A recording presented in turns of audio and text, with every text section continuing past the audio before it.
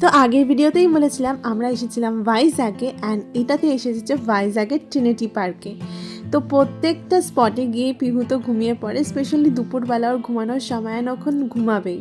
দেন ঘুম থেকে উঠে যে ও সমুদ্রটা এনজয় করেছে তোমাদের আমি বলে বোঝাতে পারবো না। রীতিমতো জামা খুলে ফেলছিল ওখানে স্নান করতে যাবে বলে, তারপর কোনো রকম করে জোর করে ওকে ওখান থেকে নিয়ে আসতে পেরেছিলাম। বাপরে!